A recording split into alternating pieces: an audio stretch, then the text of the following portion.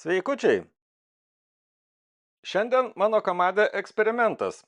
Kepsiu šaldytą steiką iš karto jo neatšildžius. Būna kartais, juk nori valgyti, o visa mėsa yra sušalusi į ledą. Ką tokiu atveju daryti? Tai galima, aišku, ją atitirpinti, tiesiog padėti į šaldytuvą ir palaukti, kol jinai atšils. Galima ją įdėti į šaltą vandenį ir tokiu būdu pagreitinti procesą. Užtrunka kelias valandas. Na, o aš kepsiu iš karto šaldytą. Tik tai yra problema, kad tas įpakavimas yra priešalęs ir tiesiog jo neina nukrapštyti. Tai dėsiu taip į kamadą ir po to nuimsiu. O dar papildomai sugalvojau, kad noriu tiesiog stebėti, kaip ta temperatūra keičiasi. Ir kadangi steikas yra sušalęs į ledą, tai tenka pasitelkti įrankius. Bet šita idėja ne visai pasiteisino, todėl kad tiesiog termometras įkišus prišalo. Ir kita problema tai, kad jisai nerodo jokios temperatūros, jisai tiesiog minusiniai temperatūrai neveikia, kol steikas nesušyla. Tai be reikalo iš esmės tą padariau, nors idėja buvo nebloga. Tiesiog dėsiu kaip yra, tiesiog su tuo įpakavimu ir su termometru, kurio negaliu ištraukti. Kepsninę įkaitinu kaip ir bet kokiam kitam didesniam mėsos gabalui, tai yra iki maždaug 120 laipsnių Celsijaus. Ir kai tik tai kepsninė įkaista, dedu sistemą su 2 deflektoriais, taip pat dedu nulašėjimo indą ir dar naudoju dažnai tokį paaukštinimą, kad mėsa būtų aukščiau. Šį kartą nededu jokių medienos pagaliukų rūkinimui, tiesiog kiek pasirunkins nuo pačių anglių. Tai pirmas etapas yra palaukti, kol tas popierius šiek tiek aptirps ir galima bus jį nukrapštyti. Ir tai užtrunka kokias 4 minutės. Pirmas iššūkis yra išspręstas, popierius nusikrapšto, šiek tiek sunkiau gal, bet pakankamai gerai. Ir tada kita problema yra tas termometras įstrigęs, kurio negaliu nei išimti, nei jisai veikia. Bet šito negaliu pakeisti dėl to, kad kol mėsa neatšils, tiesiog jo negaliu nei giliau įstumti, nei ištraukti. Tai tiesiog palieku mėsoje ir kepu steiką toliau, toj pačioj temperatūroj. O kol steikas pamažu atšilinėja ir tuo pačiu metu kepa, tai dar galima pasikepti kažkokių papildomai daržovių garnyrui.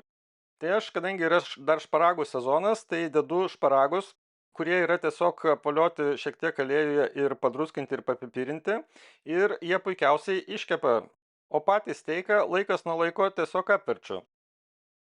Ir kadangi jau ir mėsa šiek tiek sušilo, tai man pavyko ištraukti tą termometrą, tai padėjau jį tiesiog, kad jisai atšiltų ir pradėtų veikti, o per tą laiką mėsa dar papildomai įkais. Ir dabar yra pats laikas gerokai padruskinti ir papipirinti tą steiką, tai aš naudoju druską, taip pat pipirus juodus ir granuliuotą česnaką. Ir prieskonių reikėtų dėti pakankamai nemažai, dėl to, kad mėsa nėra marinuota, jinai tiesiog yra kaip ir ištraukta iš šaldytuvo, tai reikia pakankamai nemažai prieskonių. Nors druskos ir pipirų galima pridėti ir vėliau valgant. Ir toliau šildau ir kepu steiką tuo pačiu metu ir kol kas viskas atrodo labai neblogai. Kai jau prieskoniai šiek tiek prilimpa, tai tada apverčiu į kitą pusę ir prieskoniuoju kitą pusę. Nors paprastai prieš kepant steiką aš jį tiesiog pasūdau ir papipirinu ir palaikau per naktį šaldytuve, taip prieskoniai geriau įsigeria.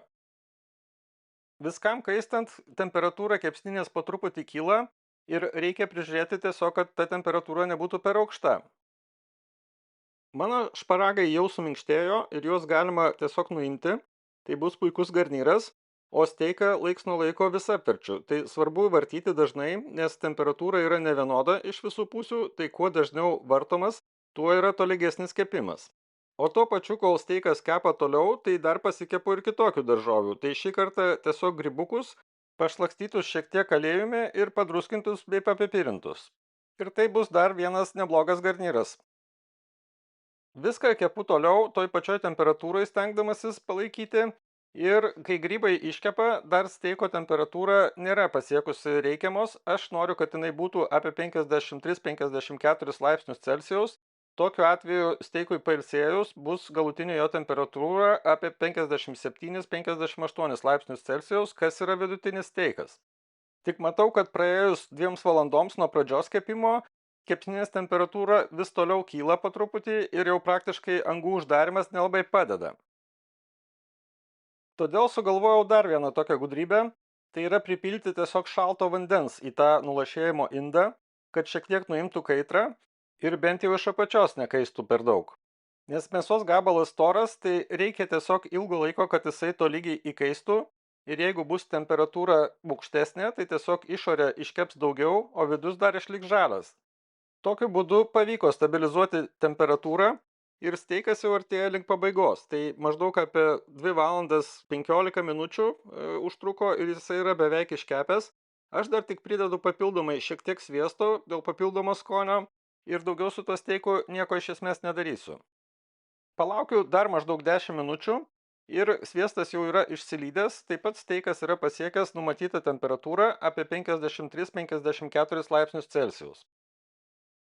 Išimtą iš kepsninės steiką dar palaikau truputį, kokią 20 minučių, kad šiek tiek pravėstų ir pasiskirstų dar ta galutinė šiluma ir galima pjauti. Tai išorės vaizdas tikrai yra geras, atrodo kaip geras steikas. Aš, aišku, paprastai savo steikus dar apkepinu ant didelės kaitros, kad būtų tiesiog traškesnė ta išorė, bet ir taip yra labai neblogai prikepę. Tai pats kraštelis ten, kur mėsa buvo atsiknojusi, šiek tiek gal ir perkepęs, bet visa kita yra puikiausiai iškepę. Sakyčiau, kad nelabai kuo skiriasi nuo paprasto steiko iškepto nešaldyto. Taigi eksperimentas pavyko ir jeigu skubat, neturit laiko atšildyti steiką, tai galima jį kepti tiesiog paprastuoju būdu ištraukus iš šaldiklio tiesiai kepsninėje. Skanaus ir iki kito karto.